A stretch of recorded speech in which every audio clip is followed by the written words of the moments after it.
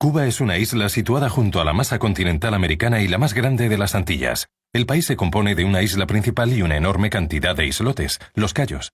El archipiélago cubano ocupa 111.000 kilómetros cuadrados, alrededor de la quinta parte de la superficie de España, y cuenta con más de 11 millones de habitantes. Muchas veces se compara Cuba con un largo cocodrilo verde, pero tras este apodo esconde una impresionante variedad de paisajes. Centenares de playas, bosques inmensos, infinidad de cayos y 4 grandes sierras que vigilan las grandes llanuras. La fauna, poco numerosa, está formada principalmente por pájaros y animales autóctonos del Caribe e Iberoamérica. Los indígenas, los primeros habitantes de Cuba, se dividían en 3 grupos étnicos. En 1492 recibieron pacíficamente al descubridor del archipiélago, Cristóbal Colón. Los 4 siglos de presencia española marcaron el patrimonio arquitectónico y cultural del país. Gracias al impulso de José Martí, el pueblo cubano consiguió independizarse en 1898 tras la firma del Tratado de París entre España y Estados Unidos. Sin embargo, a partir de 1902, los estadounidenses impusieron su presencia política, económica y militar en la isla. En 1959, liderada por Fidel Castro y su lugarteniente, el mítico Che Guevara, la revolución triunfó y puso fin a la dictadura proestadounidense de Batista. Entonces llegaron los soviéticos, que apoyaron la economía del país y construyeron fábricas y viviendas. El derrumbamiento de la URSS dejó a Cuba sola y con grandes dificultades económicas. A partir de ese momento aumentan las frustraciones de los cubanos, un pueblo mestizo compuesto principalmente de blancos, con un 12% de negros y un 22% de mulatos. El sistema educativo que tanto apoyó la revolución intenta huir del deterioro general de la calidad de vida. Se podría decir que es el reino de los apaños, sobre todo en lo referente a los medios de transporte. La bici, por ser tan económica, se cuida con esmero y cuenta con todas las innovaciones. En el campo también se las arreglan como buenamente pueden. La agricultura es el único valor seguro de la economía cubana, sobre todo gracias a la explotación de la caña de azúcar, con la que se fabrica el ron, y también gracias al tabaco. Los pozos de petróleo del litoral se han convertido estos últimos años en una de las más importantes fuentes de ingresos del país. No obstante, el turismo es el sector en auge de la economía cubana, ya que la posibilidad de venir a descansar y a tumbarse tranquilamente en un lugar en el que el sol está prácticamente garantizado atrae a las multitudes. Sigue sorprendiéndonos la increíble voluntad del pueblo cubano para luchar contra la adversidad y para preservar su independencia y su amor por la vida, mientras espera que lleguen tiempos mejores. La capital es La Habana. Esta ciudad de 2,5 millones de habitantes es el símbolo de Cuba. El malecón es el lado de La Habana que da al mar, un paseo de 5 kilómetros bordeado de casas coloniales de colores que la brisa marina y el tiempo van aclarando. Al final del paseo, siempre protegida por una batería de cañones, se encuentra el Fuerte del Morro, para recordarnos que antaño muchos piratas que hacían estragos en el Caribe se disputaban la ciudad. Todas las noches a las 9 se celebra una ceremonia que precede al cañonazo que antaño anunciaba el cierre de las puertas de la ciudad. El Castillo del Morro se erige junto a un canal que lleva al puerto, pero también junto al casco histórico de la ciudad, La Habana Vieja, cuyo corazón es la Plaza de Armas. En esta plaza, adornada en su centro con una estatua de Céspedes, el padre de la patria y primer presidente de la República, se yergue el Palacio de los Capitanes Generales. Las campanas de la entrada sonaban hace siglos para llamar a los esclavos y hoy en día están colocadas sobre un paseo de adoquines de madera. En el gran patio interior encontramos una estatua de Colón rodeada de viviendas de gran belleza. Aquí vivían los gobernadores españoles y más tarde el presidente hasta 1917. La sala del trono, prevista para recibir a los reyes de España, nunca fue utilizada para tal fin.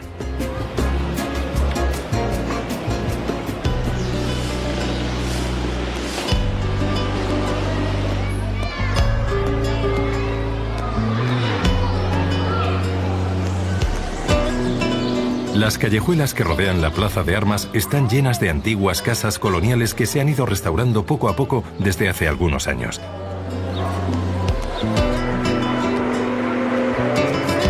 La más conocida es la calle Obispo, peatonal en parte. En los años 20 sus tiendas atraían a toda la burguesía habanera.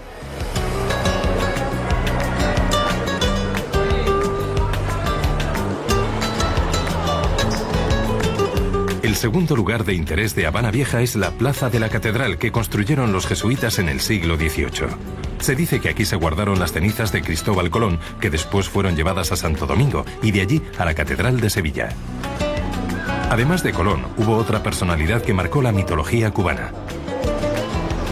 Le gustaba pasarse por el Floridita y por la Bodeguita del Medio, dos bares en los que aún se percibe la huella de un afamado escritor que a lo largo de 20 años pasó largas temporadas en La Habana y sus alrededores. Ernest Hemingway. El Capitolio se construyó a finales de los años 20 y es idéntico al de Washington. Fue la sede del Senado y el Parlamento hasta la Revolución. Está al principio del barrio del Parque Central, donde se encuentra el famoso Paseo del Prado o Paseo Martí, su nombre oficial. Desde allí, el héroe nacional, José Martí, vigila una de las más bellas obras de la arquitectura neoclásica.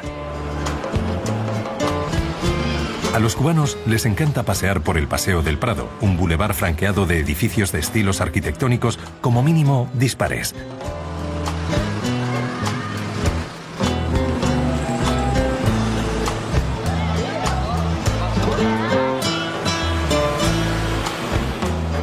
El Gran Teatro Barroco García Lorca se yergue entre varios edificios de estilo Art Nouveau. Los medios de transporte habaneros, desde el taxi, bicicleta al autobús de línea, se salen de lo común. Hacen lo que pueden con lo que tienen. Fue así como surgieron los autobuses en forma de camello.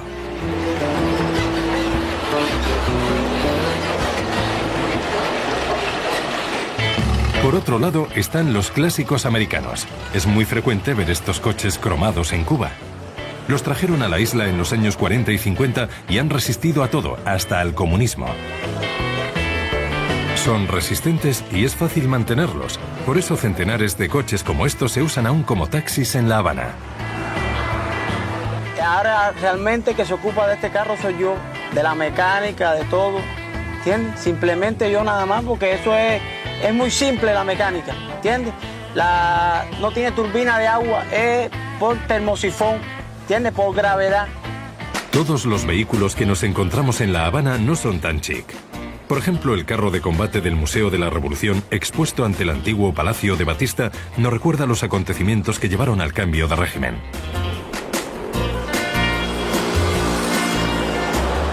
A pesar de que los asiáticos no son más que una ínfima minoría de la población cubana, tienen un pequeño barrio que trae una bocanada de exotismo a los habaneros.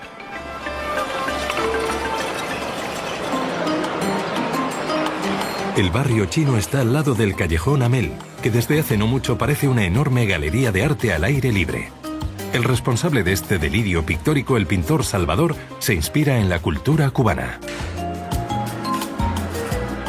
Y yo pienso que una de las ideas fundamentales y básicas de este trabajo es la entrega total del arte a la propia comunidad, que así lo ha recibido como una expresión de nuestra cultura popular tradicional. Y bueno, ya está aquí en el callejón de Hamel, ubicado aquí en Centro Habana, en el popular barrio de Cayo Hueso. Los elementos de esta cultura básicamente están en estos grupos que vinieron tanto a América como al Caribe, fundamentalmente a Cuba, como los congos de origen bantú, que se conoce popularmente sus tradiciones religiosas, como el culto popular de Palomonte, como el culto de los yoruba, que deriva después en el fenómeno popular de la santería. La santería es el equivalente cubano del vudú haitiano, aunque el régimen castrista limitó durante mucho tiempo la práctica religiosa. A partir de 1992, la libertad de culto se fue recuperando progresivamente. La Habana evoluciona y se moderniza, sobre todo en el barrio de El Vedado, concebido a la manera de las ciudades estadounidenses. Comienza al final del malecón, enfrente del Fuerte del Morro.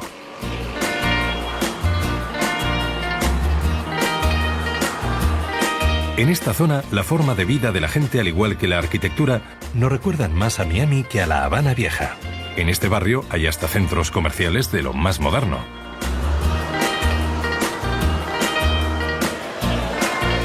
Los productos se importan principalmente de Europa y América Latina y se pagan en dólares, razón por la que son inaccesibles para la mayoría de los cubanos.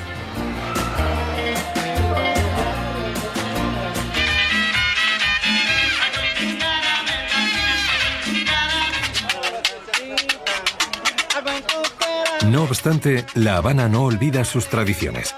Por ejemplo, se ha abierto un pequeño mercado artesanal junto a los bancos y los hoteles de lujo, en el que podemos encontrar los típicos objetos que buscan los turistas al lado de los que evocan el mito político. No muy lejos de allí está la Plaza de la Revolución, otro símbolo que evoluciona. Las grandes manifestaciones políticas son cada vez más raras. Ahora lo usan de campo de béisbol, el deporte nacional, estos jóvenes que miran al futuro. Otro vestigio del pasado es este hotel, el edificio más lujoso de El Vedado y de la capital.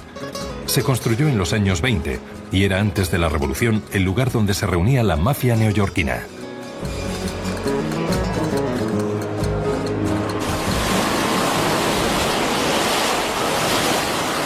Si dejamos atrás El Vedado, el malecón nos lleva a Miramar, el barrio residencial de la capital. La calle principal, la Quinta Avenida, está llena de plazas y jardines. Los espacios verdes que se cuidan con primor se reservan algunas sorpresas, como estos enormes banianos, y ocultan magníficas viviendas. Es el barrio de las embajadas y de aquellos a los que sonríe el régimen. Suelen reunirse en los clubes privados que tienen sede en estos suntuosos edificios coloniales. Allí disponen de lo mejor en infraestructuras de ocio. Aunque lo más de Miramar es el puerto deportivo Hemingway.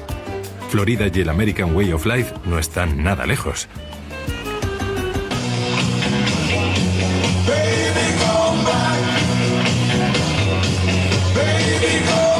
Sí, las noches de La Habana son muy divertidas y llenas de lujo, por lo menos para los que tienen suerte, y aquí suerte significa dólares.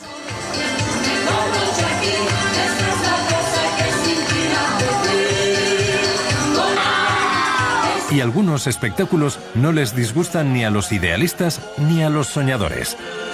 El comunismo siempre se ha inclinado ante Las Vegas. Este cabaret al aire libre ha estado siempre lleno desde que se abrió en 1931. Hay que decir que ni los decorados ni el vestuario tienen nada que envidiarles a los espectáculos de las mejores salas de Europa y Estados Unidos. Y a esto hay que sumarle el ritmo del mambo o de la salsa.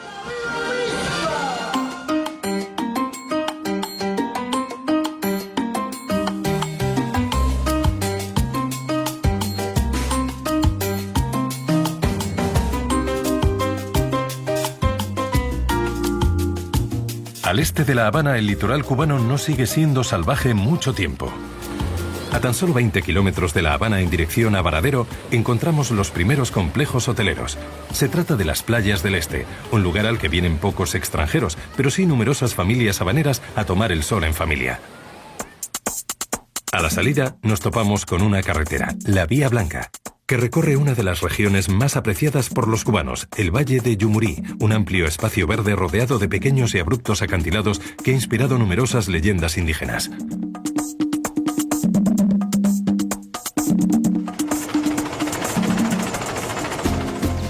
El puente de Bacunayagua permite adentrarse en el corazón de esta región agrícola.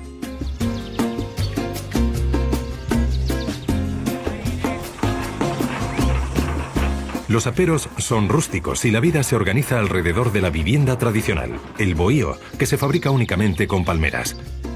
Con las hojas se hace el tejado y con el tronco las paredes.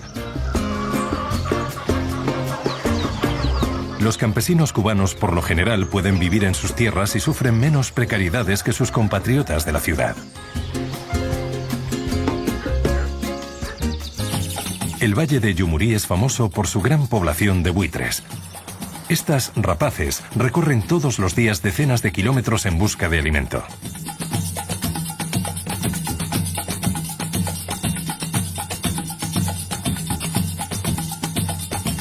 Si continuamos hacia el este, la costa es cada vez menos salvaje. A 60 kilómetros de La Habana está situada la ciudad de Matanzas, la capital de la provincia del mismo nombre. Es un importante centro industrial y cultural muy activo y cuenta con 120.000 habitantes. Es una de las cunas del danzón, una vieja música tradicional afrocubana. En el centro de la ciudad siempre hay un músico emocionándonos y tocando nostálgicas canciones.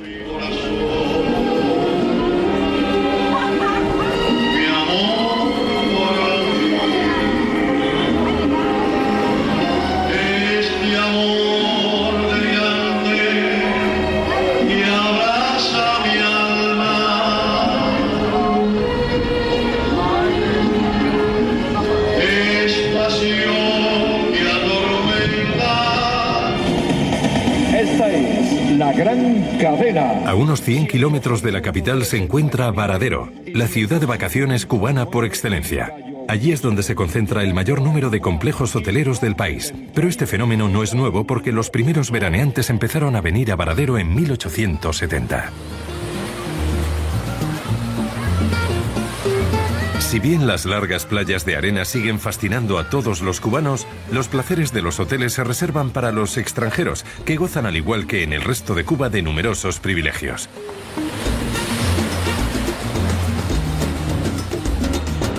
El golf es uno de ellos. El club de campo tiene su sede en el edificio más bonito de Varadero, a la entrada de una finca de 512 hectáreas. Esta obra de los años 20 fue concebida por Dupont de Nemours, el famoso empresario estadounidense de origen francés. Quería que fuera una residencia de lujo en la que ocupara un lugar preponderante la caoba, madera de la que ya entonces Cuba era una importante productora. El millonario bautizó su casa con el nombre de Xanadu, en homenaje a Ciudadano Kane de Orson Welles.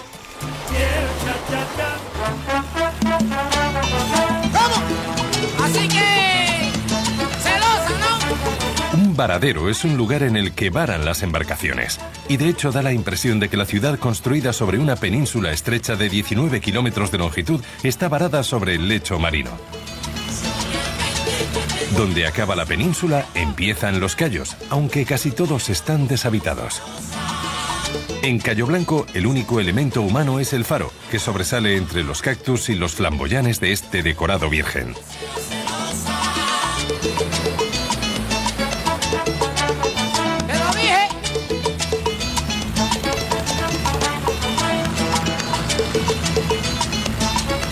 Por las noches toca regresar a la civilización, y allí todo se llena de ritmo, sobre todo en las innumerables discotecas de Varadero.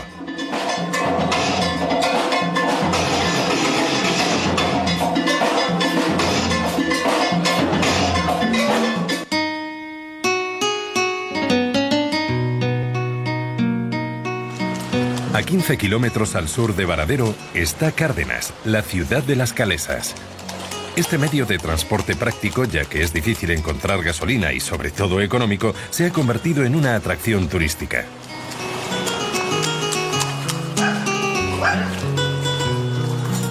Continuamos hacia el este, hasta Santa Clara, donde se usa más la mini calesa, un vehículo ideal para descubrir los edificios coloniales del centro de la ciudad como el Teatro La Caridad, de 1884, el Palacio Provincial o la Casa de la Cultura, que se erigen en torno al Parque Vidal. Cuando el país vivía bajo el yugo de la dictadura, en Santa Clara tuvo lugar una batalla decisiva a finales de 1958 que enfrentó a gobierno y revolucionarios. Por esa razón, la ciudad cuenta con un mausoleo. Allí reposan los restos del Che desde 1997. Una carretera de 17 kilómetros construida sobre el océano une el continente con Cayo Coco, un islote coralino de 370 kilómetros cuadrados donde la naturaleza conserva todos sus derechos. Esto es un ibis blanco, conocido popularmente como pájaro coco. De ahí el nombre de este paraíso de las aves en el que anidan más de 150 especies, la mayoría zancudas.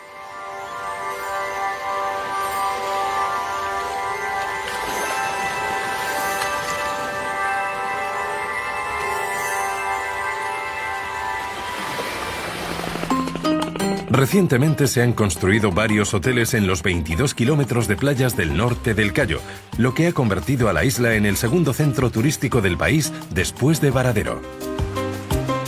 Sin embargo, el interés por preservar el medio ambiente limita las construcciones, así que los inversores se han fijado en otro paraíso, Cayo Guillermo, un islote casi virgen de tan solo 13 kilómetros cuadrados que está unido a Cayo Coco por un dique. Apenas hay animales, pero el paisaje es idílico. El color del agua, que se confunde con el cielo a lo largo de las playas del Cayo, nos dice que el futuro turístico de este enclave está garantizado.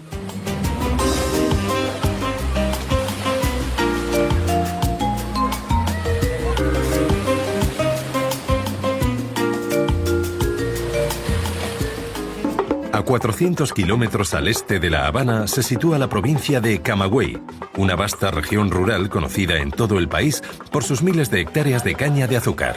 La caña, que se recoge entre enero y mayo, es la base de una de las fuentes de ingresos más importantes de la isla, el azúcar. La caña de azúcar también se explota de forma más artesanal. Cuando se prensa da un zumo untuoso, el guarapo. Tampoco podemos olvidar que con la caña se hace el ron.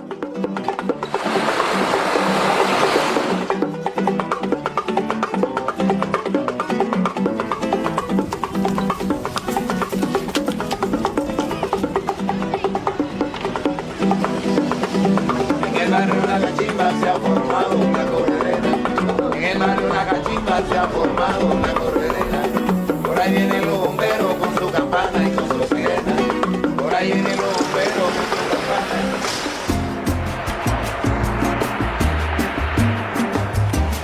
La ciudad de Camagüey, la capital de la provincia del mismo nombre, es la tercera ciudad del país, después de La Habana y Santiago. Cuenta con un importante patrimonio arquitectónico y una gran especialidad, los tinajones. Con sus 2 metros de alto y 4 de circunferencia, son un legado de los artesanos españoles que se instalaron en Camagüey en 1514. Servían para recoger el agua de la lluvia, ya que apenas había fuentes en la región. Hoy en día tienen una función principalmente decorativa.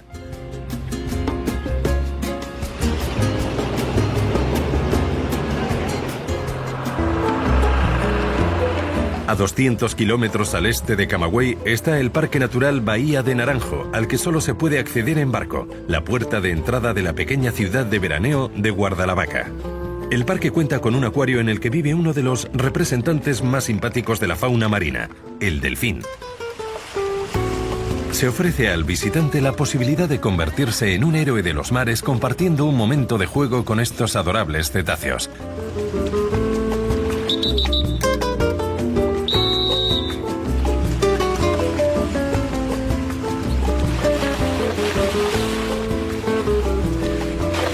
Los delfines, además de dóciles e inteligentes, son muy cooperativos.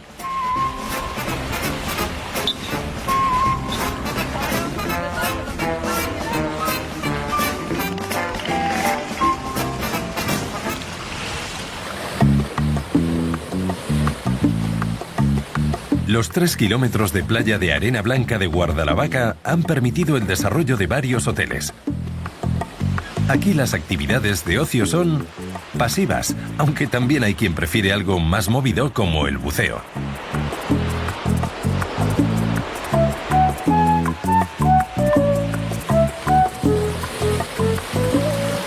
Cuando cae la tarde sobre Guardalavaca nunca falta el espectáculo afrocubano. En un país que cuenta con más de 120.000 músicos profesionales y donde la música lo impregna todo, el espectáculo no termina nunca.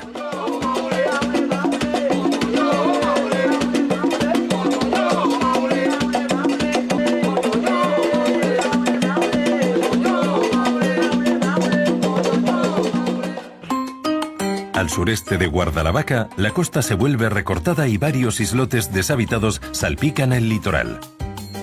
Un ejemplo es Cayo Saetia, una reserva natural de aspecto salvaje.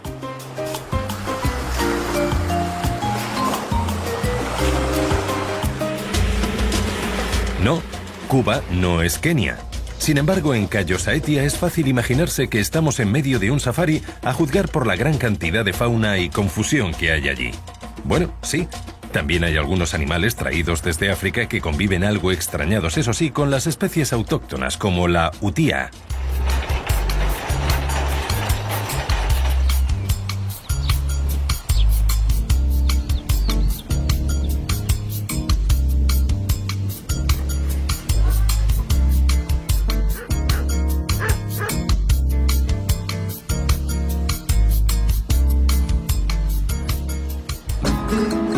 En el extremo más oriental de la costa atlántica aparece Baracoa, la primera ciudad que construyeron los españoles. Según cuentan, nada más desembarcar el 27 de octubre de 1492, Cristóbal Colón exclamó: «Nunca había visto un lugar tan hermoso».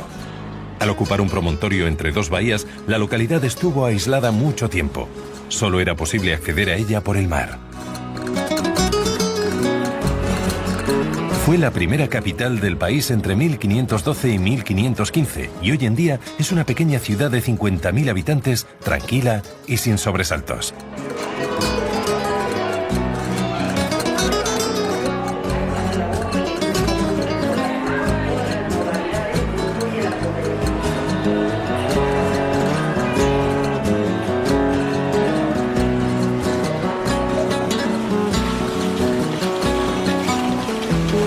Entre los árboles de la Plaza Mayor se entrevé una catedral muy importante para la historia del país. Esta cruz es la Cruz de la Parra, cruz plantada el 1 de diciembre de 1492 por Cristóbal Colón en Baracoa, Cuba.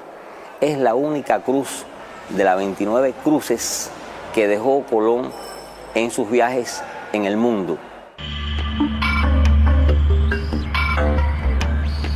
Baracoa salió de su aislamiento en los años 60, cuando se construyó La Farola, la carretera que la une a Santiago y que a lo largo de 50 kilómetros recorre algunos de los paisajes más seductores de Cuba. Se trata de la Sierra del Plurial, una sucesión de montes cubiertos de espesa vegetación, sobre todo de pinos. La suave pendiente de la sierra acaba en el mar. La Farola desemboca en una zona costera de 50 kilómetros de largo, al final de la cual está Guantánamo. Estamos en la región más árida de la isla. Por la acción del viento, la costa cobra aquí su aspecto más salvaje.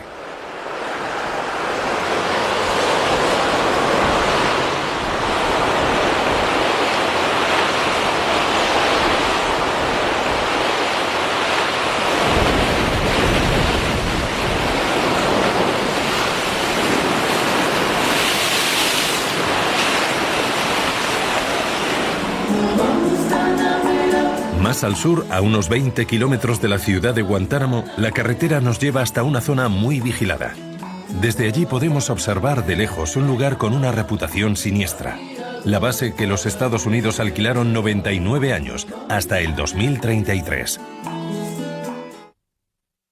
El sureste del Cocodrilo Verde lo ocupa en su mayoría una cadena montañosa de denso bosque, la Sierra Maestra, al pie de la cual se erige la segunda ciudad del país, Santiago de Cuba. Santiago se fundó en 1514 entre el océano y las montañas y fue la capital de los conquistadores hasta 1589, cuando La Habana le arrebató la supremacía política. El centro de la ciudad se organiza en torno al Parque de Céspedes, donde destaca una catedral de 1522. Alrededor del parque podemos observar algunos edificios coloniales como el ayuntamiento y una de las casas más antiguas de América, la Casa Velázquez. Se edificó entre 1516 y 1530 y era la residencia de Diego Velázquez, el fundador de Santiago.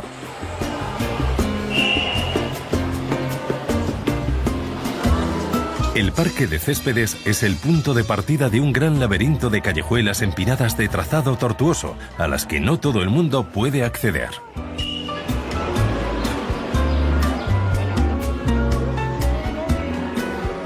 Los santiagueros son conscientes de la importancia histórica y política de su ciudad.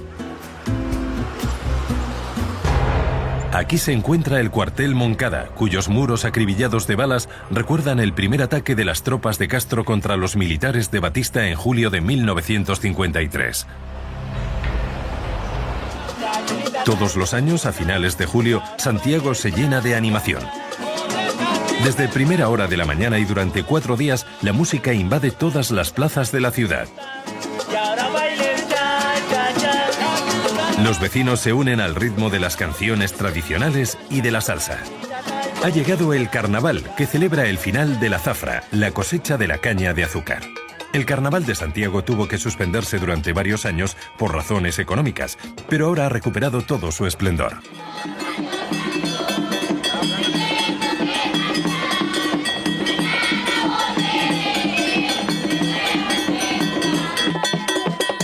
Es una sucesión de música y baile que dura todo el día y que anuncia el verdadero plato fuerte de las fiestas, el Carnaval de los Niños. Los colegios preparan durante todo el año este desfile excepcional, ensayando una y otra vez las coreografías de grupo. Al igual que hacen los adultos, se elige a una reina que abre las comparsas de todos los colegios.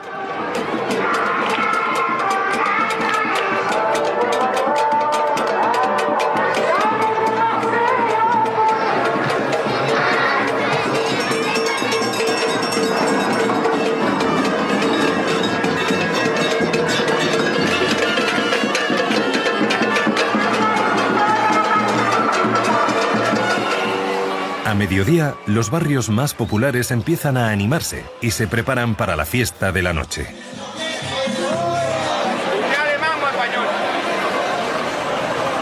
Ahora que no hay restricciones, es el momento de ponerse morado de cerveza y cochinillo asado, de enterarse de todo y de lanzarse a bailar las canciones típicas.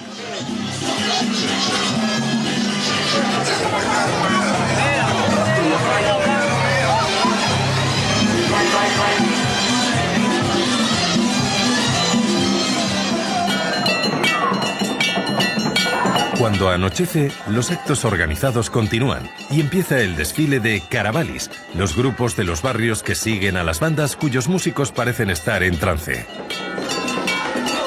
Los disfraces se inspiran en el folclore afrocubano y en los trajes de época españoles del siglo XVIII.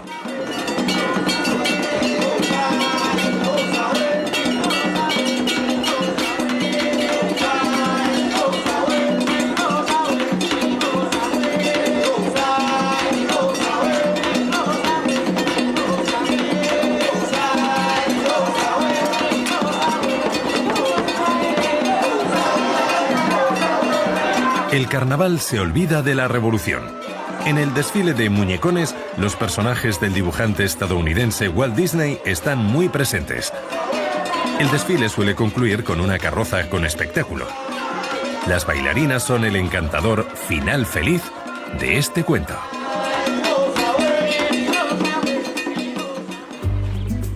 ...19 kilómetros al noroeste de Santiago está la ciudad de El Cobre, que alberga la única basílica cubana inaugurada en 1927.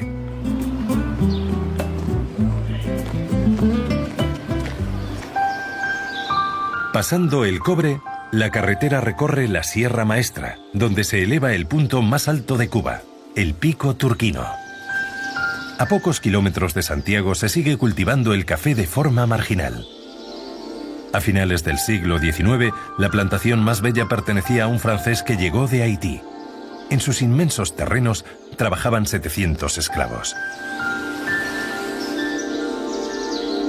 En algunos puntos, la Sierra Maestra está envuelta de un ambiente muy misterioso.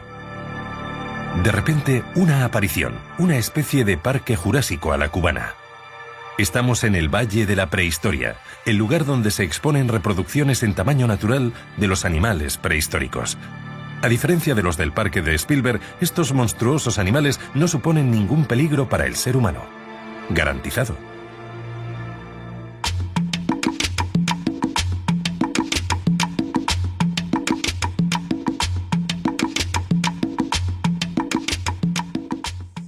Santi Espíritus es una de las 7 ciudades que construyeron los conquistadores al llegar.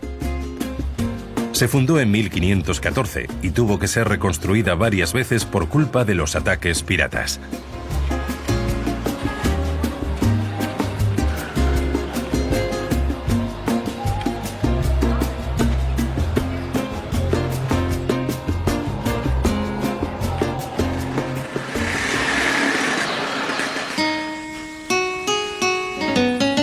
El Valle de los Ingenios fue declarado Patrimonio de la Humanidad por la UNESCO.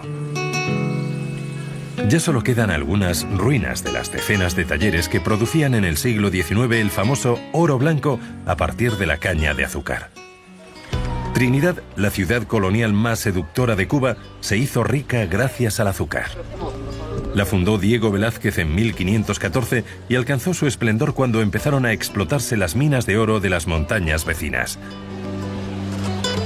Después, el comercio de caña de azúcar y de esclavos fueron las principales actividades económicas.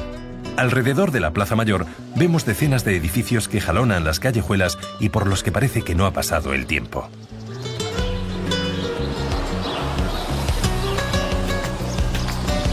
Los niños convierten las calles en patio de recreo. Sin embargo, las rejas de acero que cubren las ventanas de Trinidad no tienen nada que ver con ellos. También muchos jóvenes que se caracterizan por la trova, el romanticismo, se dedican a dar serenatas por tras de la ventana a las enamoradas, a las chicas que le gustaban. Entonces, en la actualidad, muchas casas en Trinidad tienen este tipo de rejas por la seguridad. El interior de las antiguas mansiones es grande y espacioso, ya que era necesario permitir la circulación del aire para aliviar los intensos calores.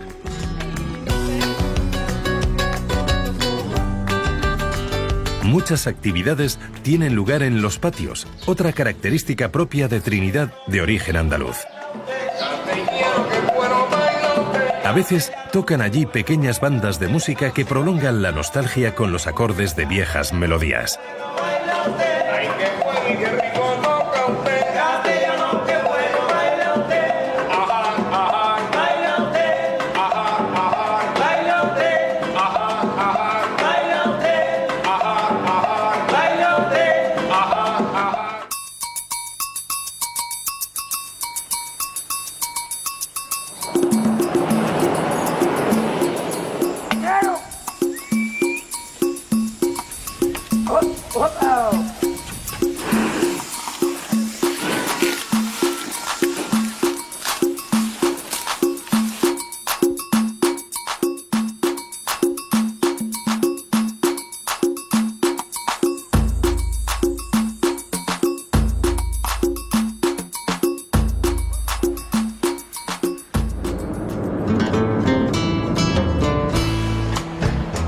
A 100 kilómetros al oeste de Trinidad se extiende al fondo de una bahía la ciudad de Cienfuegos.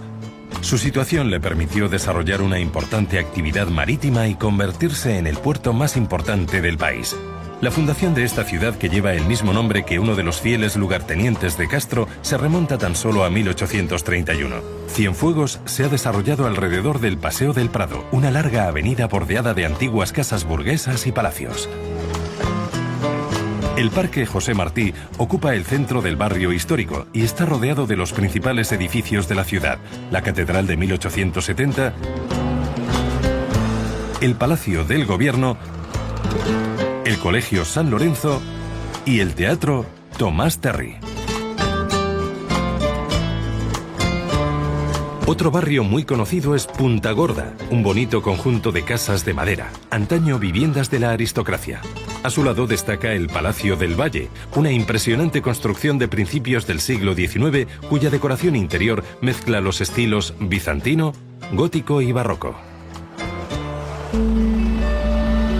Al oeste de Cienfuegos está el Parque Nacional de Ciénaga de Zapata, en una vasta península pantanosa que el hombre ha abandonado casi por completo.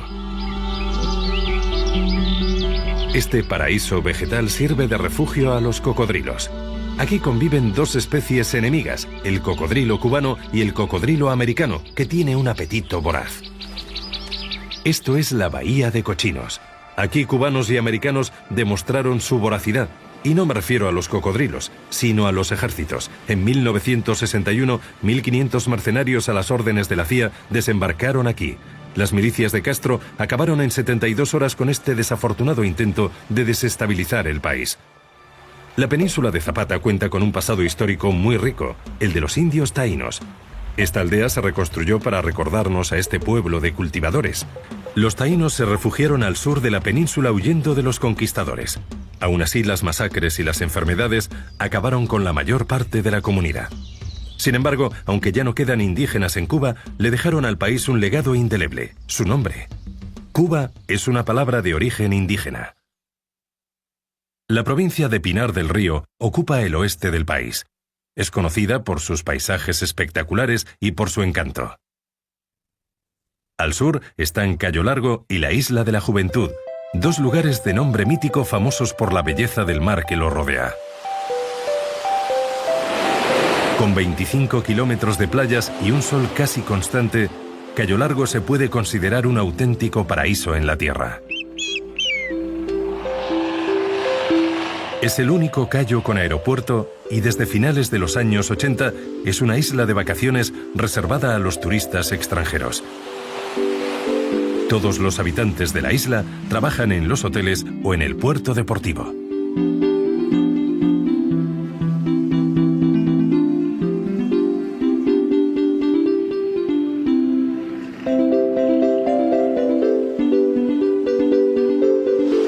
Algunos saltan de alegría porque pueden pasar unas vacaciones de ensueño en unas playas con unos nombres tan evocadores como Playa Paraíso y Playa Sirena.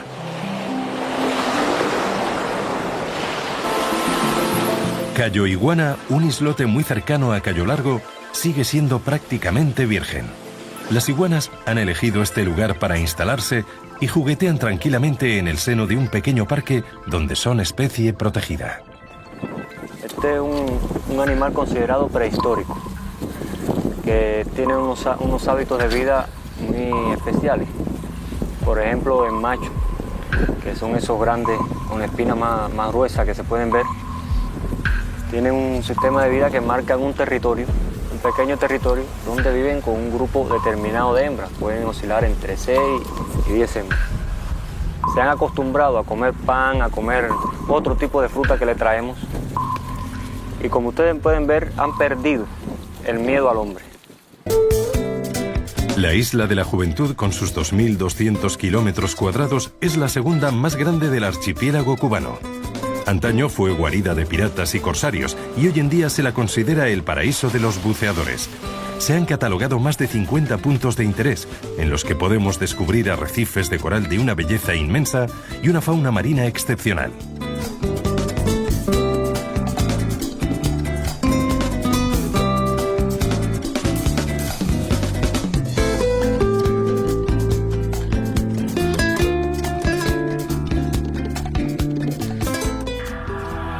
La Isla de la Juventud va ligada a una penitenciaría de importancia histórica llamada Presidio Modelo.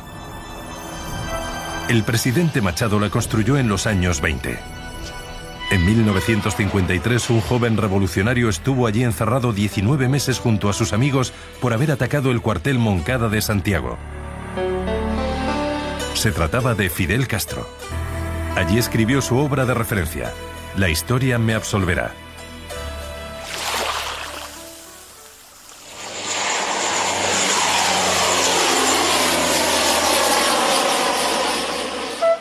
En el extremo oeste de Cuba se sitúa la península de Guanacavides, también parte de la provincia de Pinar del Río, que se prolonga en dirección norte hasta La Habana. Este lugar es el más aislado del país y sirvió de refugio a los últimos indígenas cuando sufrían la persecución española.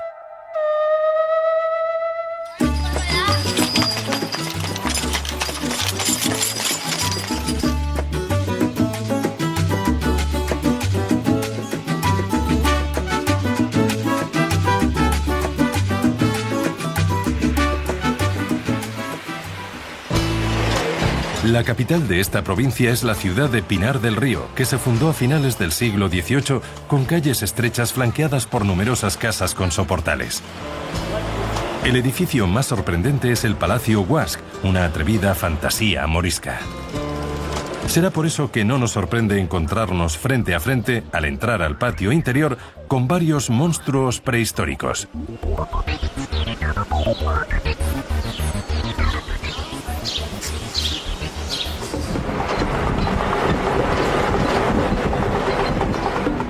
La parte occidental de la provincia se dedica en exclusiva al cultivo del tabaco.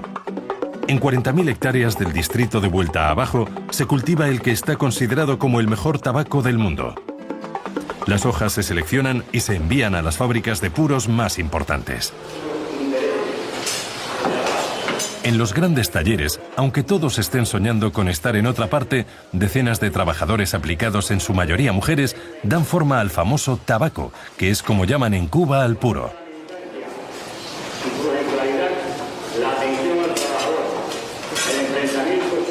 Estos trabajadores son unos privilegiados.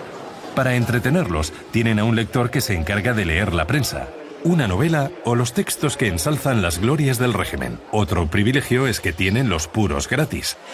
El mejor placer para formarse en un tabaco es cuando uno tiene deseo. Porque yo por la mañana cuando llego aquí lo primero que hago es hacer un tabaco para fumarlo. Para fumármelo porque tengo deseo de fumarlo. Pero no es menos cierto que para fumarse un puro, cuando más cómodo me siento, es cuando yo termino por la tarde, llego a mi casa y me puedo sentar en un sillón. La región de Pinar del Río produce el 80% del tabaco cubano. Cada año se exportan casi 65 millones de puros cubanos al mundo entero. A unos 30 kilómetros al norte de Pinar del Río se abre el Valle de Viñales, la región más fértil de Cuba. Está salpicada de mogotes, colinas de origen calcáreo que se formaron tras el hundimiento de una meseta en el período Jurásico. Es un fenómeno similar al que encontramos en el sur de China. Los mogotes suelen estar llenos de grutas. Algunas llegan a alcanzar los 25 kilómetros de largo. La cueva del Indio que descubrieron unos campesinos en 1920 mide solamente 1.700 metros y hasta el último de ellos está lleno de imágenes irreales, fascinantes.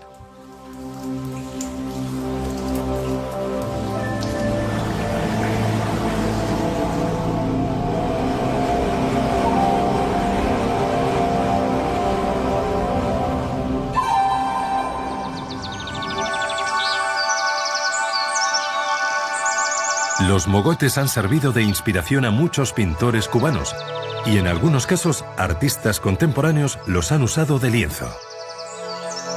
El pueblecito de Viñales, al igual que las montañas de piedra caliza que lo protegen, parece haberse detenido en el tiempo.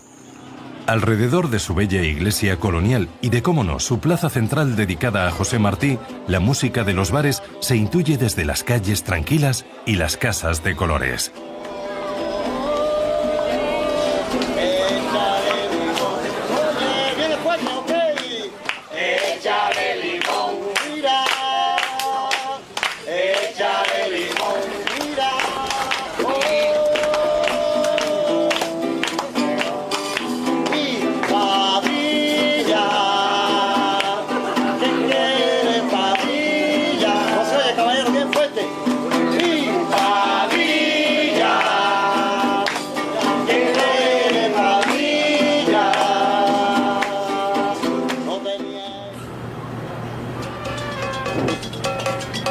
En Cuba, todo empieza y termina en La Habana.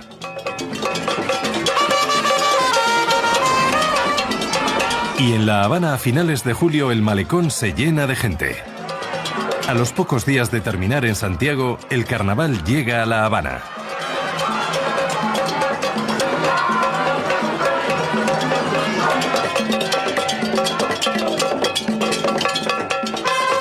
Por el día, la fiesta es para los niños y los más jóvenes. Con mucha imaginación y con lo que pueden, se las arreglan para tener listos los disfraces y organizar el espectáculo.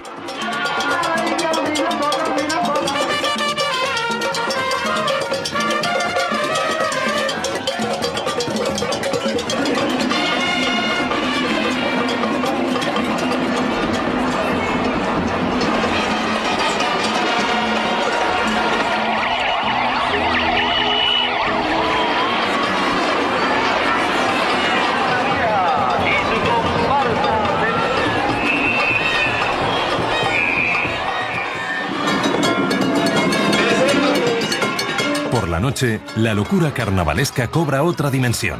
El ritmo se acelera.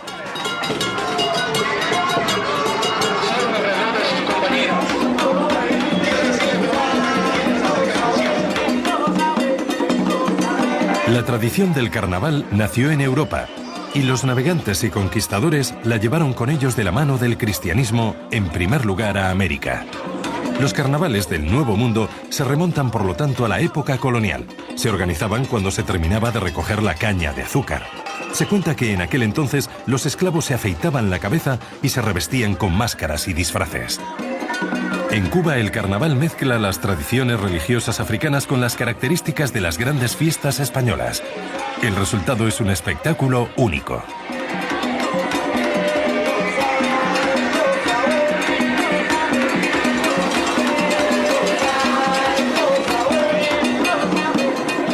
Cuba, un país impregnado de una cultura marcada por la emoción y la nostalgia, intenta huir de las dificultades vistiendo las mejores galas del mundo contemporáneo. Los cubanos, orgullosos de su cultura, sueñan con un futuro sin revolución que avance al ritmo de la salsa.